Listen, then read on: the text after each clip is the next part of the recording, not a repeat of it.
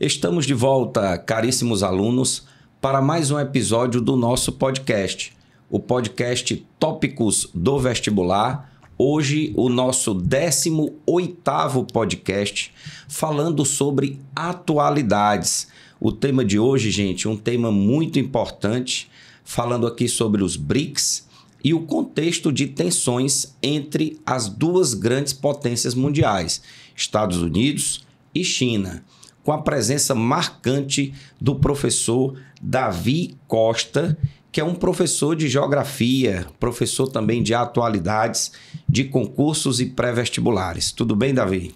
Fala, meu amigo Dênio, é um privilégio imenso estar aqui no Tópicos do Vestibular e para discutir esse tema sensacional, esse tema muito importante para a geopolítica mundial. E para os nossos alunos, acima de tudo, um tema muito importante para o vestibular. É um tema muito importante para quem vai fazer o S, para quem vai fazer os mais variados vestibulares Brasil afora. Então é um privilégio imenso estar aqui e conte comigo sempre. Muito bom. O Davi, gente, ele é meu amigo já de algumas datas, né, de longas datas. Inclusive, a primeira vez que nós nos encontramos, nós temos amigos professores em comum, foi num carnaval, lembra, Davi? Carnaval de Olinda. Olinda. Subindo ladeiras. Subindo e descendo ladeiras, muito bom. Eu acho que a gente se conheceu primeiramente no carnaval para depois se conhecer nas escolas, não foi? Exatamente, exatamente. Foi esse movimento aí. Isso. E o professor Davi, ele é mestre pela Universidade Estadual de Ceará, pela nossa querida UES, e eu estava dando uma olhada no Instagram dele, ele já visitou diversos países no mundo, né? Uns 10 países no mundo. Davi, me conta uma coisa, antes da gente entrar no bate-papo do BRICS e Estados Unidos e China, quais desses países que você visitou chamaram assim a sua atenção, ou positivamente ou negativamente? Dênio, eu costumo até sempre brincar com os alunos, às vezes a gente está discutindo geopolítica e eu falo assim com eles, meu povo, se vocês me perguntassem, dentre os países que eu já tive o privilégio de dar uma voltinha, qual seria aquele país que eu teria coragem de ir morar, né? Assim, dos que eu já conheci? E eu responderia, sem pensar muito, Portugal. Eu acho Portugal um país muito sensacional. O meu cunhado atualmente mora em Portugal, ele mora numa cidade portuguesa chamada Guimarães. A gente visitou em 2022 e é uma cidade incrível, sobretudo para quem gosta de história, porque você tem aqui numa rua um prédio daqueles bem modernos do século XXI, mas se tu desce umas 3 ruas tem um castelo do século XV. Que massa. Então foi uma coisa que me chamou bastante atenção. O fato também da facilidade do idioma, embora o português de Portugal tenha lá suas dificuldades, mas é uma coisa que aproxima. Não é aquele frio tão extremo como você tem, por exemplo, na Inglaterra, como você tem, por exemplo, em algumas regiões na Alemanha. E o fato também de que, por não ser um país tão badalado da Europa, como é, por exemplo, a França, né, como é, por exemplo, a Itália, o custo de vida ele é um pouco mais barato, na comparação com outros países ali do continente. Então, Portugal. Já fui 2 vezes e indico assim para quem tem o interesse de fazer uma primeira viagem internacional, de conhecer um país europeu, eu acho que começar por Portugal é um bom caminho. E um país pequeno, né? Um país assim que com pouco tempo você acaba explorando todo o país, não apenas a capital, mas sobretudo o interior. As pessoas falam muito sobre Lisboa, mas o interior de Portugal é lindíssimo, né? Lindíssimo, sensacional. E de algumas cidades no interior de Portugal, como você falou, pequenininho, tu dá um bate e volta na Espanha, vai em Vigo, na Espanha, que também é sensacional. Então é muito legal. Tanto que muitos brasileiros hoje, né, migram para Portugal. Existe um processo migratório, né? De brasileiros que estão em Porto, que estão em Lisboa, que estão em Guimarães, que estão em Braga, que são cidades portuguesas, né? Então, é uma lógica, inclusive, de geopolítica, né? Esse aumento dos processos migratórios de brasileiros para Portugal e, consequentemente, infelizmente, o crescimento da xenofobia por lá, a aversão contra essa comunidade, né? E etc. Existe muito, né? Sobretudo, xenofobia em relação aos próprios brasileiros, né? Exato, exato. E, assim, algum país que você não recomendaria muito, sei lá, pelo custo de vida, pelo clima? Eu estava conversando isso hoje, estava dando uma aula sobre Brexit numa turma de extensivo, e eu falei que de todos os países assim que eu já conheci, o que eu me senti menos acolhido, para usar uma expressão assim mais leve, mas na verdade a expressão seria o que eu me senti mais acuado, foi a Inglaterra. O departamento de imigração inglês, ele é bem rigoroso. Eu arranho um pouquinho no inglês, mas lá eles falam o inglês britânico, e aí, meu amigo, para compreender é muito difícil. E lá a moeda é a Libra. E a Libra, na época que eu fui, pelo menos em 2017, ela custava mais de R$7. Então isso significa que uma refeição simples acabava se tornando algo muito caro, né? E é um país, como eu falei, mais frio, um tempo mais fechado, a sua posição, né, latitudinal explica isso. E eu acho que, assim, para começar, não é bom dar uma passadinha por lá, não, sabe? Para quem tá viajando assim, para quem tem interesse e tal, acho que começar por Portugal é um caminho mais lógico. Massa, muito bom. Meu querido, eu estava dando uma estudada no que diz respeito aos BRICS, né? E eu vendo aqui o histórico, se eu falar alguma coisa errada, você me corrige, certo? Primeiro que os BRICS não representam um bloco econômico, né? Perfeito.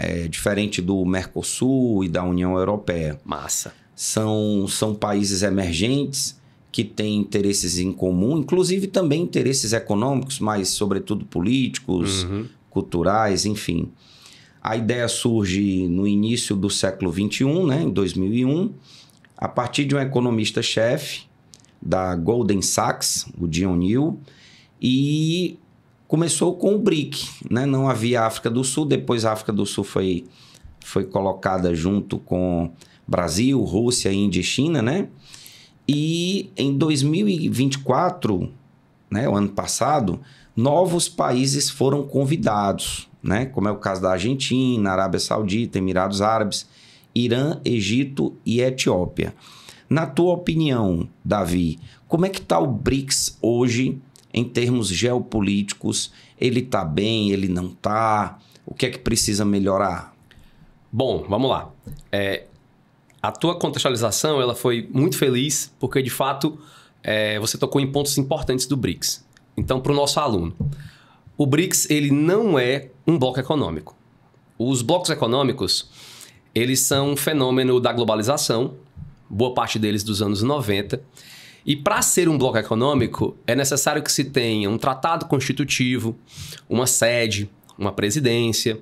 Os blocos econômicos eles exigem dos países membros um grau maior de compromisso.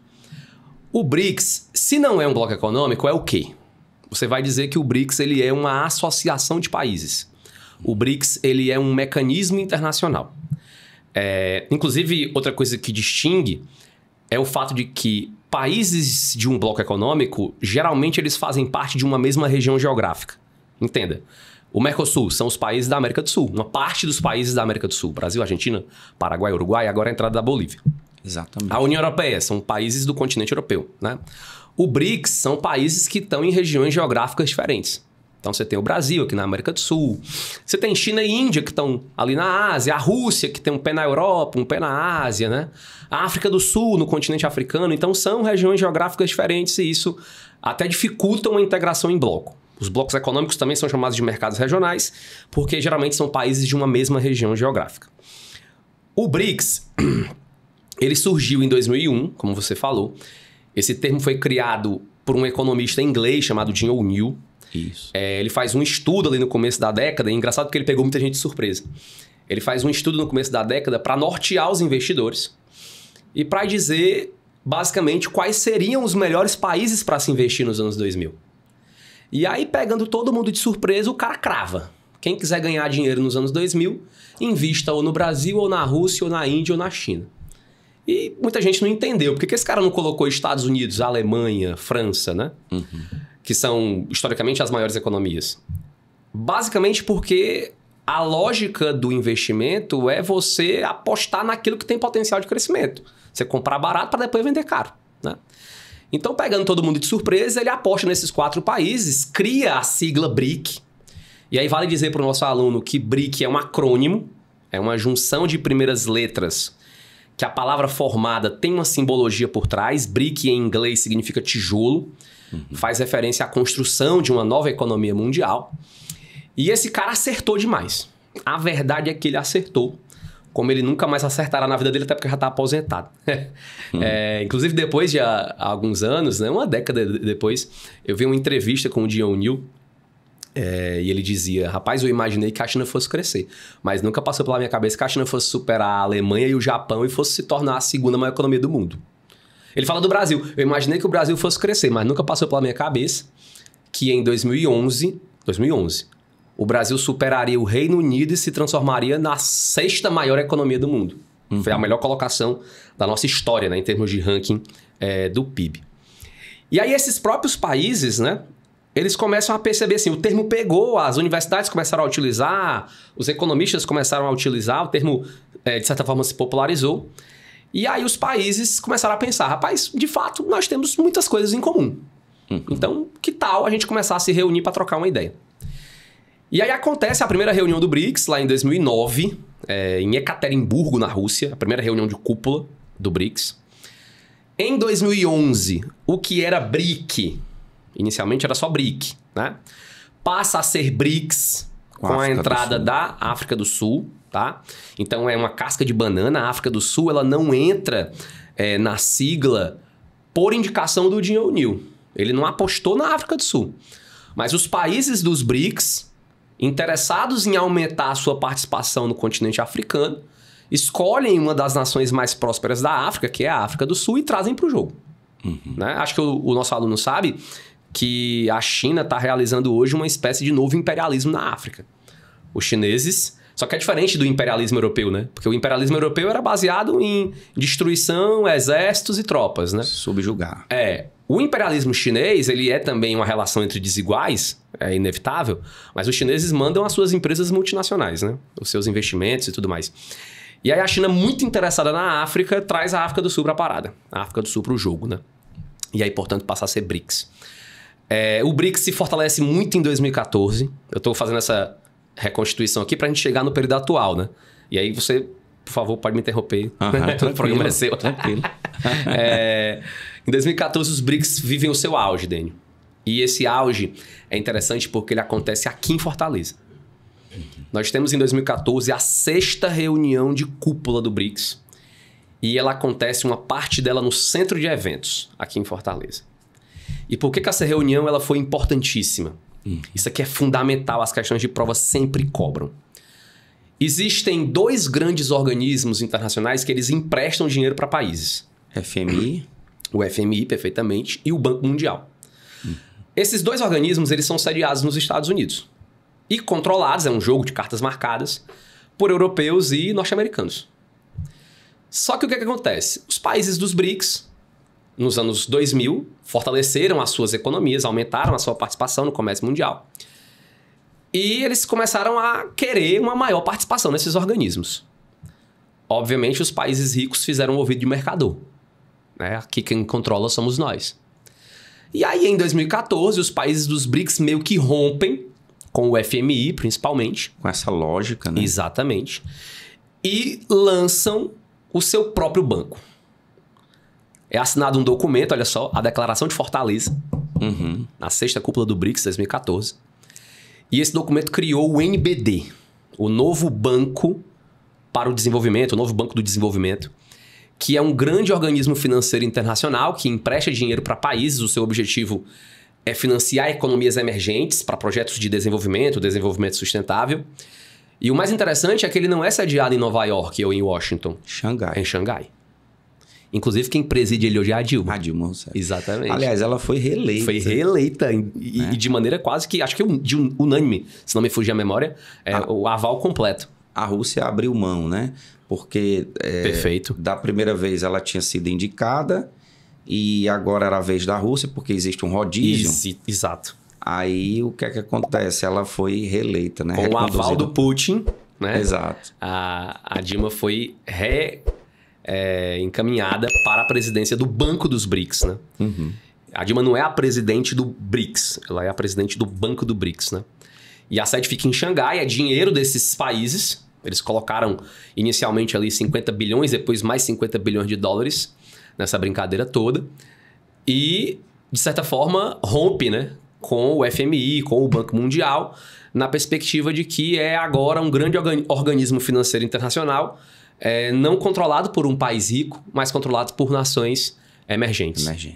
Então, eu diria que o ano ali de 2014 ele foi o grande auge do BRICS, né?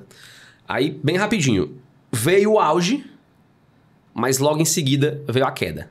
Por quê? Vamos lá. Eu diria que de 2016 a 2022, os BRICS estiveram muito mal das pernas. O Brasil, grave crise econômica. E política. A Rússia, a economia russa começou a se deteriorar.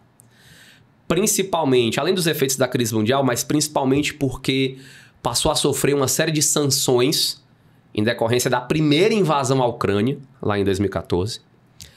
A Índia continuou crescendo bem, a China continuou crescendo bem, embora num ritmo de crescimento menor do que tinha experimentado nos anos 2000. A África do Sul, mais ou menos, né, também viveu um processo de conturbação política, um processo de impeachment bem conturbado por lá, em 2018, se não me fugir a memória. E principalmente, para além disso tudo, as conturbações políticas e as crises econômicas, foram eleitos alguns governos, por exemplo, no Brasil, né? No caso do Brasil, sobretudo, que não priorizavam como agenda internacional o BRICS. Uhum. Por exemplo, aqui no Brasil, após o impeachment da Dilma, nós tivemos o Temer. E depois do Temer, o Bolsonaro. Para Temer e Bolsonaro, e é uma coisa que o nosso aluno precisa compreender também, havia uma lógica de aproximação do Brasil com os chamados países do norte global, que são os países ricos. Estados Unidos Exatamente. E União Europeia. Quando eu falo de norte global, entenda, lá nos anos 90 surge essa divisão do mundo em países do norte e países do sul. Não é bem dos anos 90, mas ela foi muito utilizada nos anos 90 após o fim da Guerra Fria. Que não é uma linha exatamente geográfica. Uhum. É uma linha de desenvolvimento. Então, quem está acima dessa linha são os países do norte ricos. Aí você coloca, como você falou, Estados Unidos, União Europeia, Japão, né? E quem está abaixo dessa linha são os países subdesenvolvidos ou emergentes. Então, para o Temer, para o Bolsonaro, a lógica de aproximação eram os países do norte global. Tanto que é com o Michel Temer que o Brasil dá entrada no pedido de entrada para a OCDE, que é a Organização para a Cooperação e Desenvolvimento Econômico, o grupo dos países mais ricos do mundo, que o Brasil não faz parte. O Bolsonaro, quando o presidente empossado, lá em 2019, inicialmente ele só faz visitas a países ricos. Ele vai primeiramente participar do Fórum Econômico Mundial em Davos, na Suíça, depois ele vai para os Estados Unidos, encontrar com o Trump, e depois ele vai para Israel. Então, esse contexto... E o Brasil é um elo muito importante do BRICS. Às vezes a gente tem um negócio chamado de complexo de vira-lata, mas o Brasil é um país importante para a geopolítica global. Sobretudo no que diz respeito, Davi, à diplomacia, né? O corpo diplomático brasileiro ele é muito bem quisto. O Brasil tem um histórico tremendo de participações diplomáticas importantíssimas internacionais. Inclusive, desde sempre é quem começa Nós fazemos, né, o discurso de abertura da ONU, da Assembleia Geral das Nações Unidas, né? O Brasil, pro bem ou pro mal, o diplomata brasileiro Oswaldo Aranha, ele presidiu a sessão da Assembleia Geral da ONU, que, dentre outras coisas, criou o famoso Plano de Partilha da Palestina. Uhum. A criação do Estado de Israel, né, em 1948, está profundamente relacionada à diplomacia brasileira. Pouca gente sabe disso, mas Japão e Brasil são os dois países que mais vezes foram eleitos para cadeiras rotativas do Conselho de Segurança das Nações Unidas. Então, o Brasil tem um histórico importante. E aí, para não se perder muito, o Brasil é um elo significativo do BRICS. E aí, quando assumem no Brasil presidentes que não vão ter interesse com essa aproximação em relação ao sul global, o BRICS cai. O BRICS cai. Tanto que na época, eu lembro bem, um jornal norte-americano, econômico, né, o The Financial Times, os caras estamparam uma capa, me fugiu agora o ano exatamente, mas eles colocaram assim, os BRICS estão mortos. Viva os TICs. Os caras tentaram copiar o Jin ou New e criar uma nova sigla, né? Taiwan, Índia, China e o K de Coreia do Sul, né? Que não pegou, não foi pra frente. Então, ali entre 2016 e 2022, de fato, os BRICS estiveram muito mal das pernas. a coisa começou a mudar de lógica agora. Porque nós tivemos aqui no Brasil a eleição do Lula. Para o Lula, seja para o bem, seja para o mal, a prioridade da agenda internacional é a aproximação com os países do sul global. Então, por exemplo, o Lula, pelo menos agora no Lula 3, né? Seu terceiro mandato. Os primeiros países que ele visitou como presidente empossado em 2023, ele foi à Argentina e foi ao Uruguai. Porque para o Lula, o Mercosul é prioridade. O BRICS é prioridade, né? E aí o BRICS se fortalece. O BRICS renasce. Não por causa do Lula exatamente, mas porque o Brasil voltou a crescer, passado o contexto pandêmico. A África do Sul voltou a viver um contexto de estabilidade. A Rússia conseguiu driblar boa parte das sanções e voltou a crescer. Em relação à guerra, né, com a Ucrânia. Em relação à guerra com a Ucrânia. Então o BRICS voltou. Eles voltaram. Aí, como você disse, em 2023, 15ª reunião de cúpula em Joanesburgo, na África do Sul. 5 novos países são... Na verdade, 6 novos países são convidados. 5 entram. A Argentina foi convidada, mas não entrou. E aí você tem a entrada da Arábia Saudita, dos Emirados Árabes Unidos, do Irã, da Etiópia... E do Egito. E do Egito. E, posteriormente, a entrada da Indonésia. E isso aqui, Dênio, assim, é um negócio... É um negócio meio doido, sabe por quê? Porque os chineses conseguiram fazer... E olha o poderio da China hoje, né? Os chineses conseguiram fazer, na base da negociação, uma coisa que os norte-americanos não conseguiram fazer na base do medo, da ameaça. Que é juntar numa mesma mesa de negociação sauditas e iranianos. Que historicamente brigam. São rivais. Uhum. A Arábia Saudita é a grande potência sunita do Oriente Médio.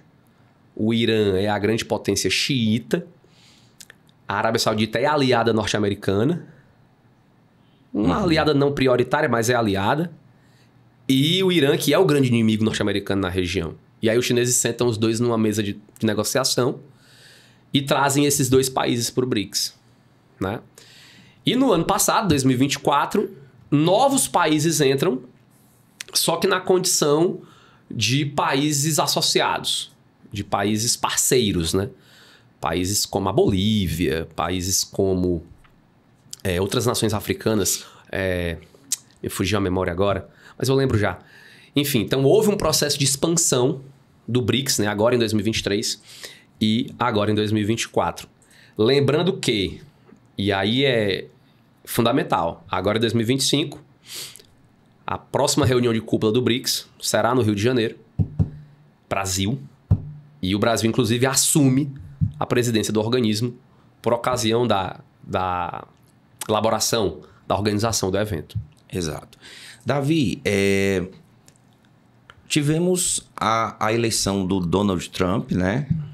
Recentemente, e Donald Trump assume novamente a cadeira de presidente dos Estados Unidos.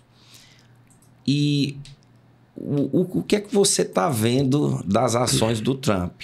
Porque a atual conjuntura, ele provoca o medo com esse tarifaço, aí bota a tarifa lá em cima, aí depois diminui a tarifa, aí depois diz, não, daqui a 90 dias... Volta. A vida do professor de atualidade está difícil, meu irmão. Você dá uma aula de manhã dizendo uma coisa, de tarde já não vale mais. Já não vale mais. O único país que ele manteve a tarifa foi a China, né? Que hoje está em estratosférico 125%. E como é que você enxerga essa movimentação do Trump, né?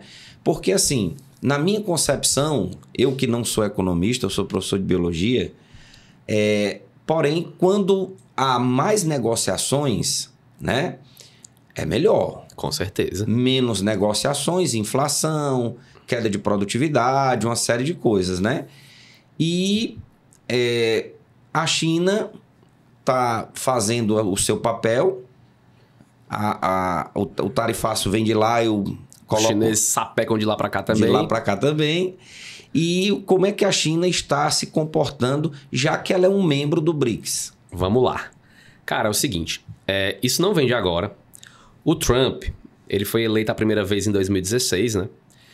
E ele vai vir com o famoso slogan do Make America Great Again. Fazer a América grande novamente.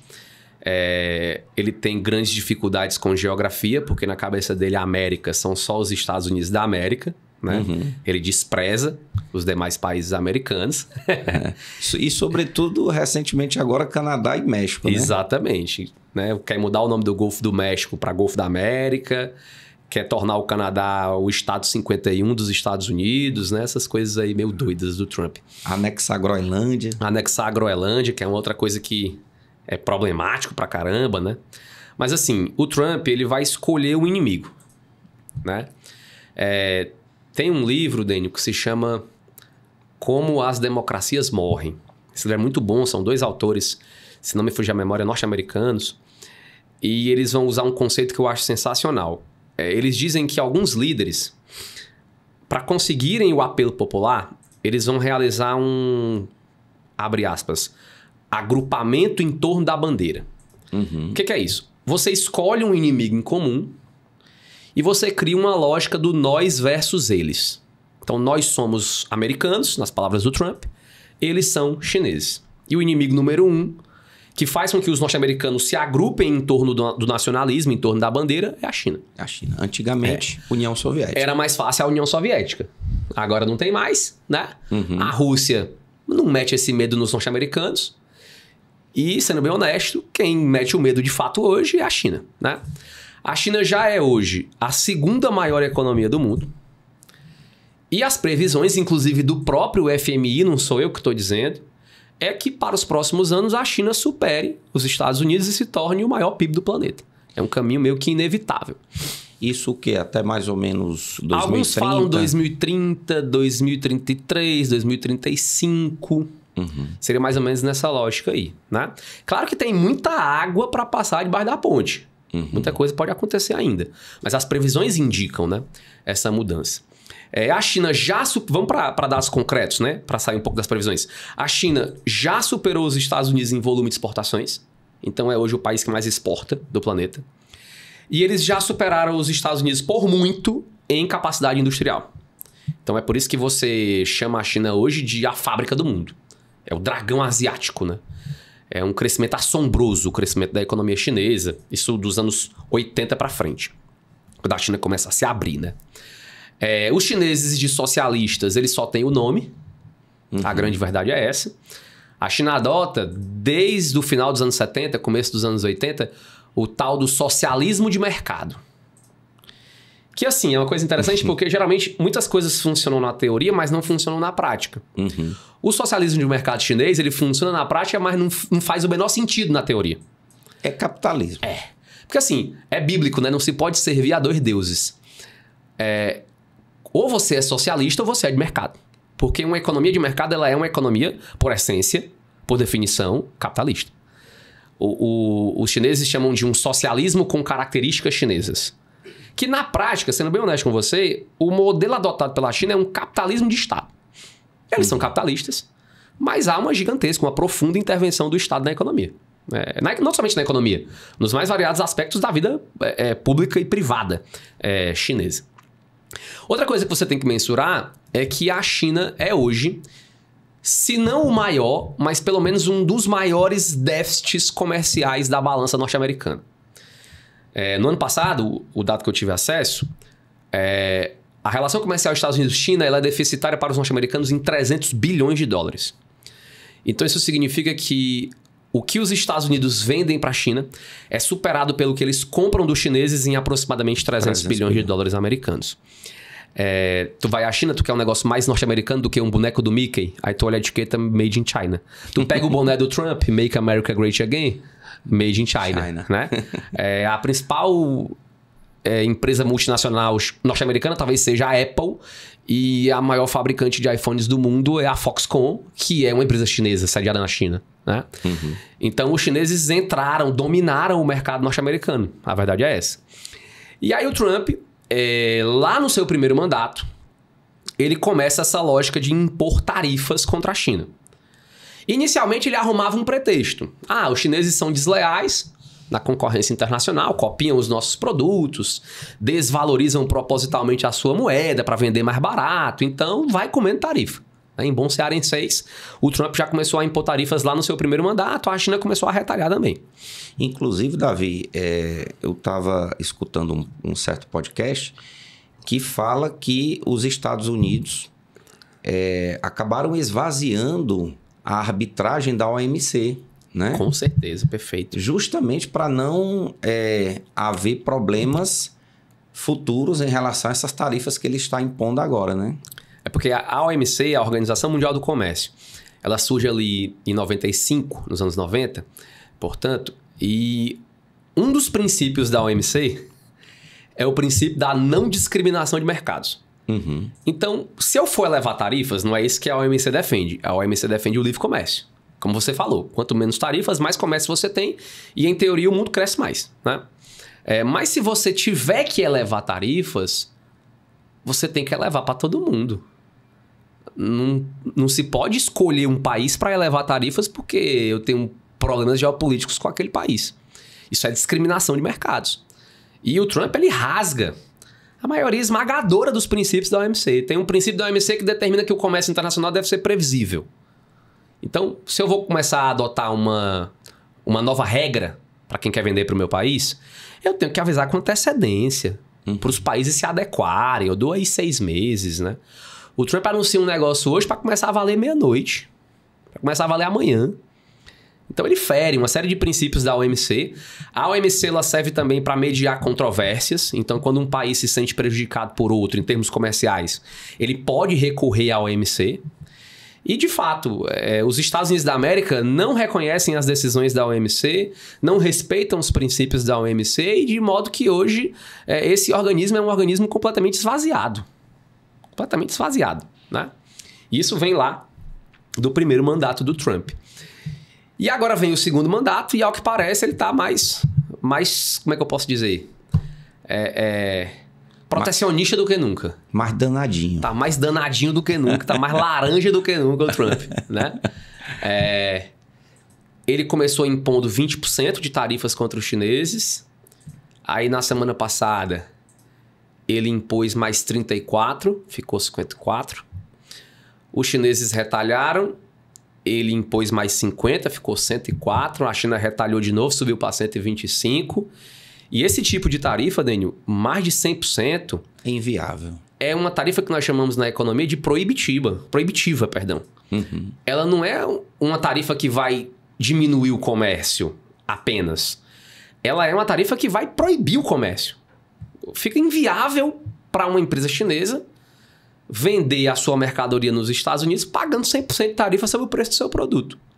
Davi, você acha que por conta disso, né, dessa briga geopolítica entre os dois maiores países, as duas maiores economias do mundo, a médio prazo, pelo menos, acabaria chegando numa recessão global diante desse mundo globalizado que estamos? Assim, o que eu acho aqui no campo do achismo, né, humildemente? O campo do achismo na perspectiva de que são as minhas opiniões, mas baseado naquilo que eu leio, naquilo que eu estudo, né? O Trump não tem interesse de continuar com essas tarifas, eu não acredito. Porque isso prejudica a própria economia norte-americana. Entenda que esse tipo de tarifa, isso produz uma inflação tremenda no próprio território norte-americano. Uhum. E se tem um indicativo de queda de popularidade de governos... É isso. É a inflação, né? O Trump, ele é um negociador.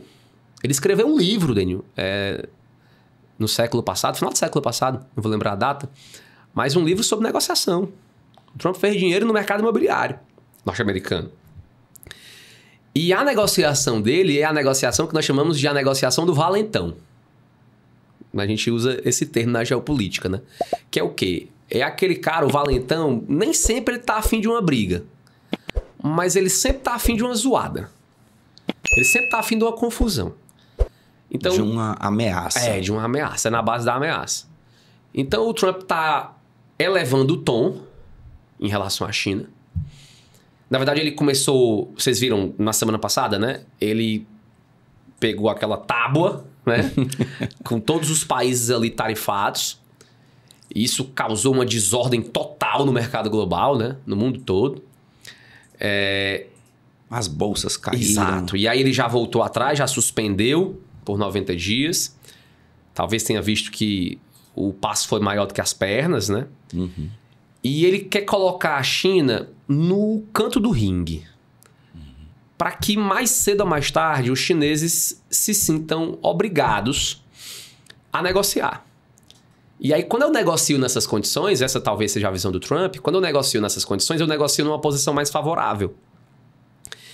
E aí, por exemplo, pode ser que daqui para frente o Trump negocie com os chineses e diga o seguinte: ok, China, eu vou reduzir as tarifas novamente contra os seus produtos. Mas o que você pode fazer em relação às suas tarifas contra produtos norte-americanos vendidos na China? Então, eu não acredito que o Trump vá manter essas tarifas por muito tempo. Nem mesmo contra a China. Pelo menos não no nível, no patamar que elas estão, né?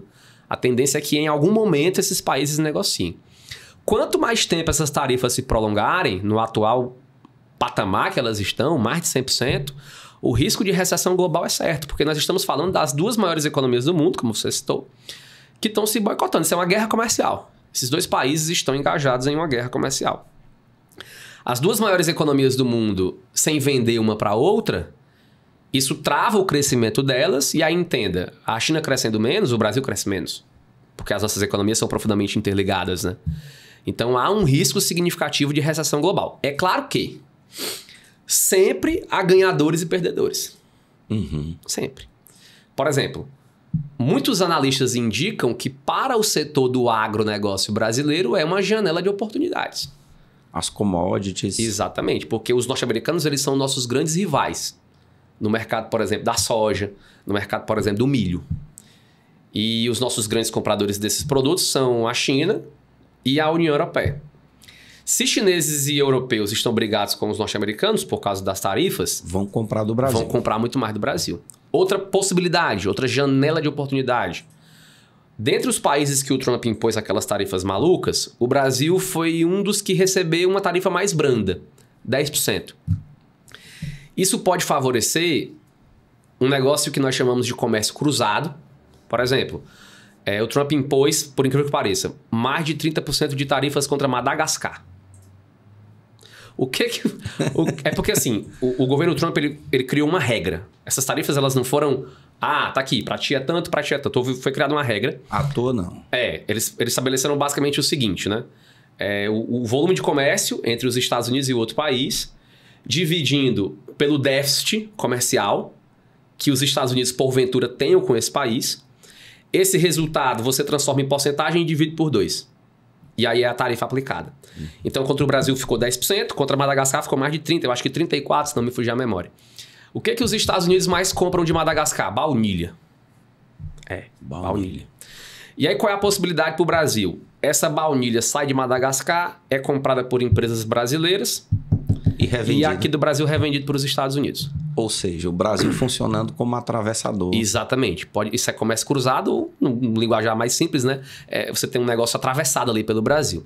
Outra coisa, algumas indústrias, para fugir das tarifas impostas pelo Trump, podem usar também o território brasileiro. Então eu produzo no Brasil para fugir das tarifas contra o meu país de origem. E aí, a partir do Brasil, eu vendo para os Estados Unidos e, entre aspas, só recebo 10% de tarifa. Então, você tem algumas janelas de oportunidade que podem otimizar a situação para o Brasil. O Brasil pode ser um dos grandes ganhadores nessa lógica, pelo menos em curto prazo. Em médio e longo prazo, a tendência é de uma recessão global e, obviamente, a recessão global não interessa a ninguém. Todo mundo perde, né? Exato. Um outro ponto, Davi, que eu estava estudando é o seguinte... sem o guarda-chuva dos Estados Unidos em relação aos europeus, em termos militares, os europeus necessitam se militarizar, ou seja, comprar armas, enfim, né? Para poder se defender. Aí, junte-se a isso uma possível recessão global.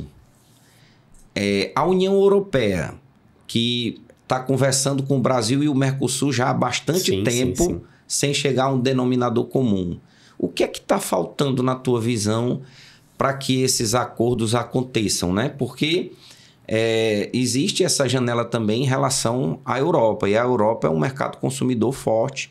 haja vista a moeda, né? Ser forte. Com certeza. Foi até bom você ter tocado nisso aí. E o nosso aluno precisa ficar ligado nisso. Já tem um certo tempo, desde 1999, que Mercosul e União Europeia negociam a criação de uma grande área de livre comércio. Esse acordo foi negociado por 20 anos e em 2019 os seus termos ficaram prontos. É o famoso Acordo Mercosul-União Europeia. Por esse acordo, pode falar. Aí veio a pandemia.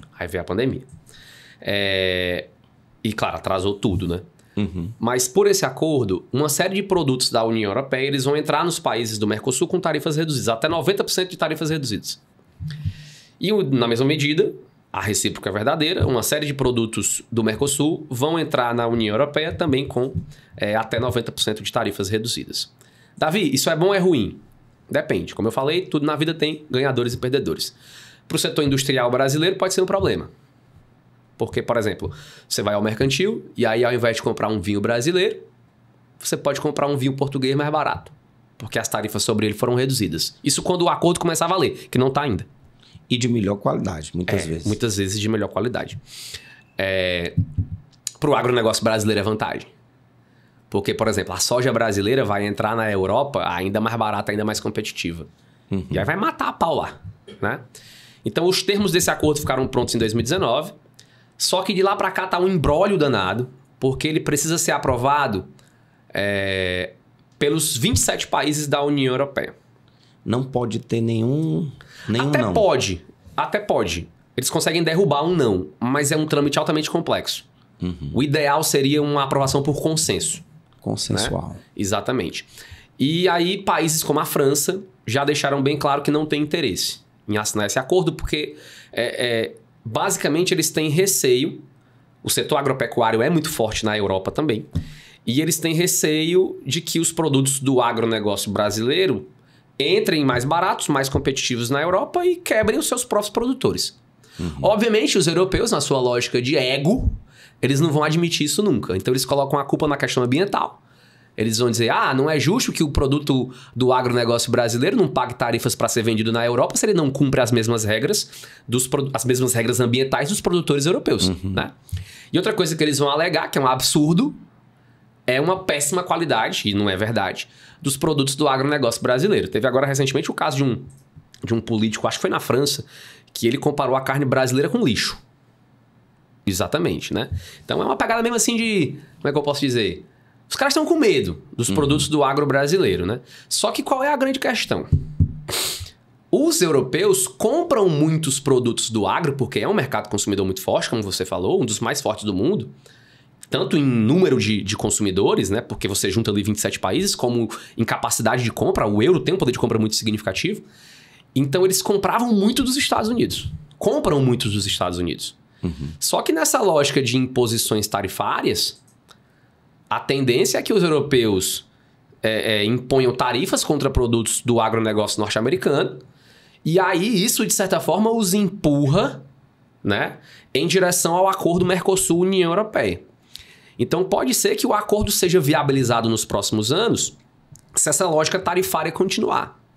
A guerra na Ucrânia também tende a fazer com que alguns países europeus fiquem mais propensos a assinar o acordo.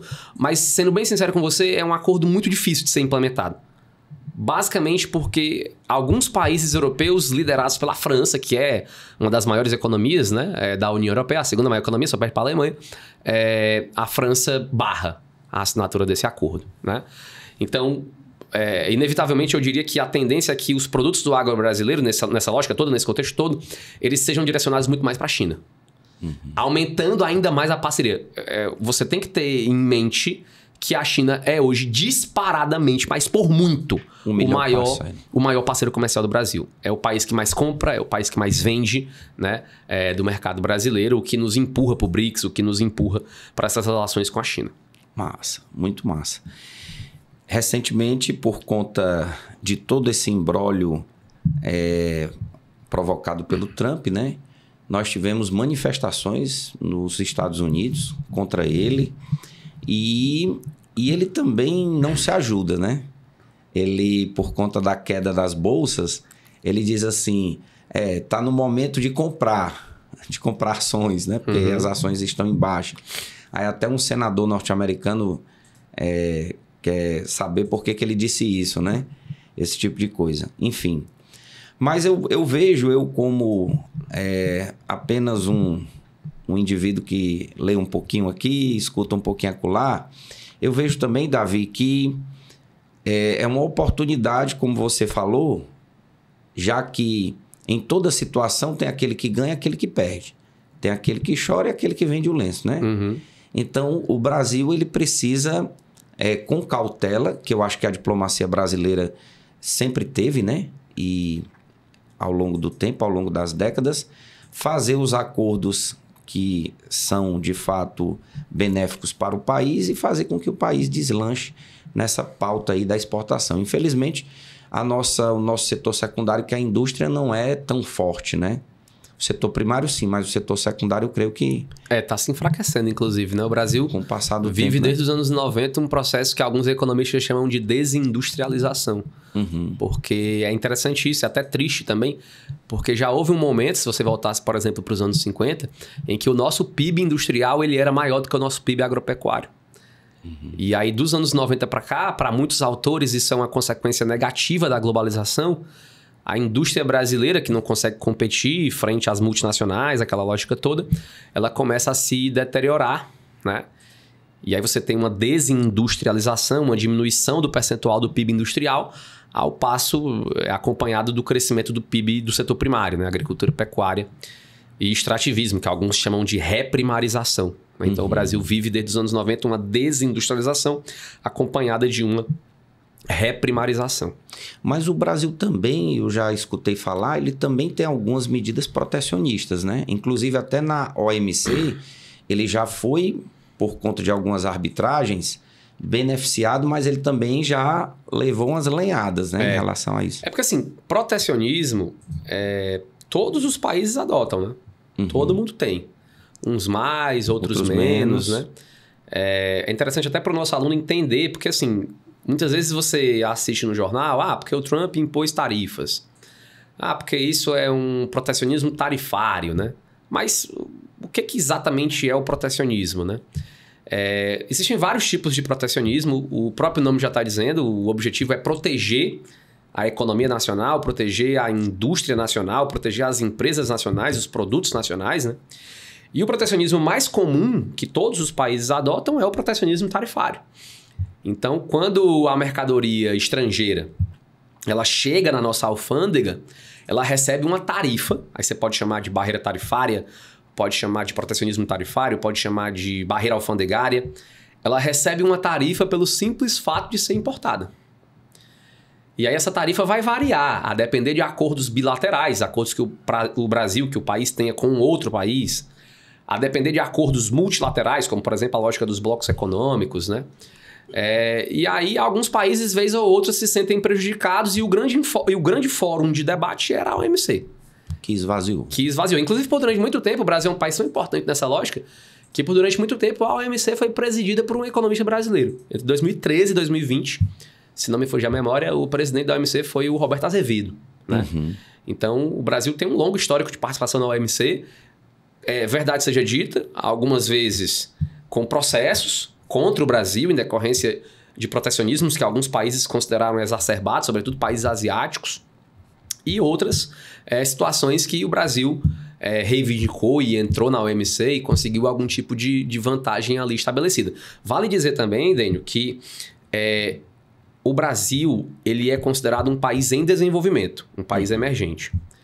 E aí assim, isso aqui é uma coisa complexa, Um dos princípios da OMC é o do tratamento especial e diferenciado. O que é isso?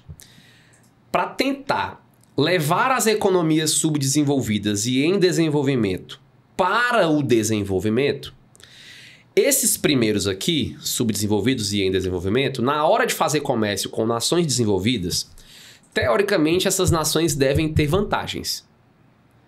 É uma coisa também que o Trump questiona em relação à China. Porque dentro da OMC, a China é considerada um país em desenvolvimento. Então, na hora que a China vai negociar com os Estados Unidos, na hora que os chineses vão negociar com os europeus, mesmo por força da OMC, os chineses devem ter determinadas vantagens. Por exemplo, as tarifas devem ser menores.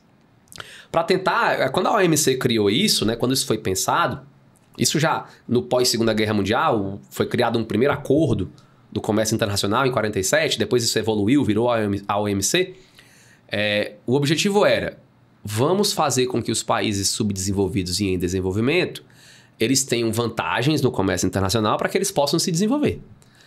E aí, qual é a alegação do Trump? Os chineses, nesse status de em desenvolvimento, os caras, em teoria, devem ter vantagens no comércio internacional e isso está prejudicando o interesse norte-americano, né? Então, países como o Brasil, países como a China, países como a Índia, são todos considerados em desenvolvimento, classificados pela ONU, e na hora da relação comercial com países desenvolvidos, os países desenvolvidos devem conceder vantagens estratégicas para essas nações. O Trump chegou no primeiro mandato a retirar um grupo de países do status de em desenvolvimento. Como assim, Davi? Ele tem esse poder? Dentro dos Estados Unidos ele tem. Fora não. Fora não. Por exemplo, existe um órgão nos Estados Unidos que trata dessas questões comerciais internacionais, e aí lá os países são classificados, e ele retirou, por exemplo, a China, ele retirou o Brasil da condição de país em desenvolvimento. Ele considera o Brasil desenvolvido. Não é que ele considera desenvolvido, mas nas relações comerciais ele não quer conceder vantagem para ninguém. Mesmo com o nosso IDH? Pois é, exatamente. Então, tipo assim, o Brasil não vai mais ficar nesse status aqui de país em desenvolvimento porque eu não quero ter obrigação nenhuma de conceder vantagens comerciais para o Brasil. Então, lá no primeiro mandato, o Trump tirou uma lista de mais de 20 países da condição do status de em desenvolvimento. Isso dentro dos Estados Unidos, óbvio que não vale para a OMC, não vale para a ONU, né? Justamente para evitar conceder essas vantagens comerciais. Davi, eu tenho uma curiosidade, eu acho que o nosso caríssimo vestibulando também.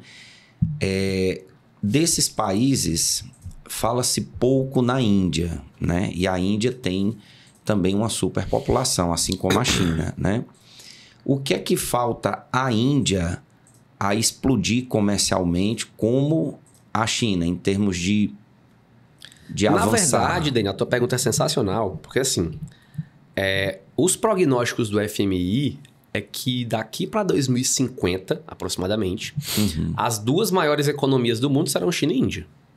Os Estados Unidos vão cair para a terceira colocação.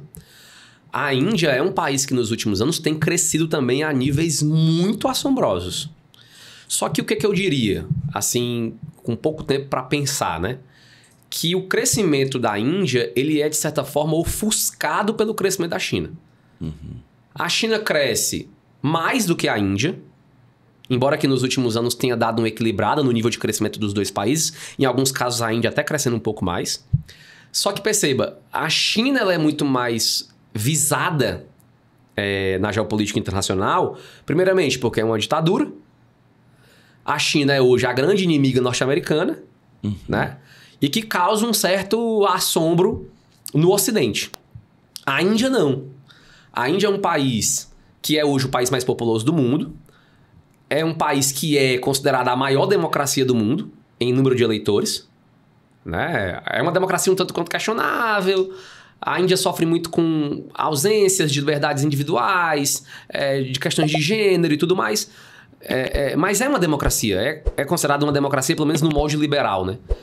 E aí, essa Índia, ela de certa forma é ofuscada pela China. Mas a tendência, por exemplo, a Apple já fez esse movimento, né? A Apple começou a transferir uma parte da sua produção de iPhones para a Índia. Outra vantagem dos indianos é que eles falam inglês. Eles foram colonizados pelos britânicos, né? E outra vantagem ainda maior da Índia é o fato de que se tem hoje por lá uma mão de obra ainda mais barata do que a mão de obra chinesa. Então, é tendência para os próximos anos um movimento de empresas em direção à Índia. O país tem crescido, tem aumentado muito o seu soft power, que é a sua capacidade de participar da geopolítica global através da sua cultura, os filmes indianos, Quem Quer Ser um Milionário, ou relacionados à cultura indiana, as aventuras de Pi, Bollywood, né, que é a grande indústria cinematográfica da Índia, coisa que a China não consegue fazer tão bem, né? Então eu acho que é uma tendência natural, tua pergunta é sensacional, é uma tendência natural de que a Índia ela apareça mais na geopolítica internacional, né? E a Índia faz bem o movimento, porque os indianos são aliados dos norte-americanos, eles se dão bem com os norte-americanos, né? Aliados não prioritários, mas ainda assim aliados. Você não tem grandes tretas entre os dois países. E ao mesmo tempo a Índia está no BRICS, né? Consegue dialogar com os chineses, embora eles também tenham suas divergências em relação à China. E inclusive, no momento teorias da conspiração, para fechar aqui essa minha fala, sabe que tanto a Primeira como a Segunda Guerra Mundial, elas aconteceram na Europa. E elas foram muito favoráveis à economia norte-americana porque eliminaram concorrentes, né?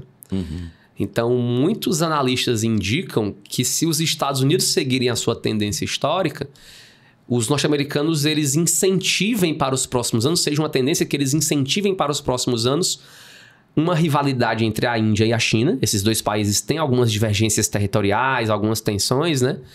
E, obviamente, para os Estados Unidos, um conflito entre Índia e China, eliminando também concorrentes, né, faria com que o jogo geopolítico virasse de cabeça para baixo. Essas previsões do FMI não se concretizariam de China e Índia, como as duas maiores economias do mundo para as próximas décadas, né?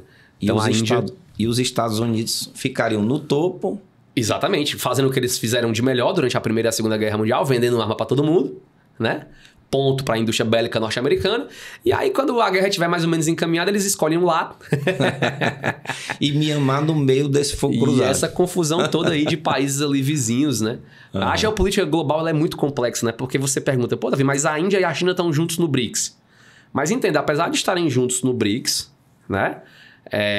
Índia e China têm grandes tensões.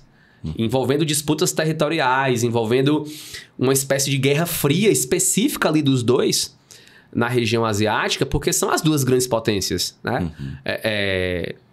Da Ásia continental, excluída ali o Japão, que é um arquipélago, né?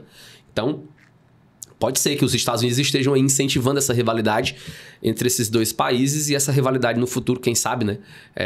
Se transforme num conflito armado, uma guerra por procuração, alguma coisa mais ou menos nesse sentido. Eu imagino que a Índia também tenha que crescer academicamente. Ela já é muito forte academicamente, mas se comparada à China, a China realmente... Se você pegar as notas dos chineses no PISA, que é aquela avaliação internacional, a China e Taiwan, né? Que os chineses consideram como seu território. Os caras ficam no topo. A Índia tem cérebros brilhantes, tanto que um dos movimentos naturais não, né? Mas um dos movimentos que mais tem ocorrido, que já foi inclusive questão do exame nacional, é a questão da fuga de cérebros, né? Então, se você assiste, por exemplo, séries norte-americanas, quando aparece um indiano, das duas uma, ou ele é taxista em Nova York, né? Tipo, não é sério, um filme Deadpool, ou ele é uma pessoa muito inteligente. Tipo, não sei se você já ouviu falar, uma série norte-americana famosa chamada The Big Bang Theory. E aí tem um indianozinho lá que ele é crânio, né?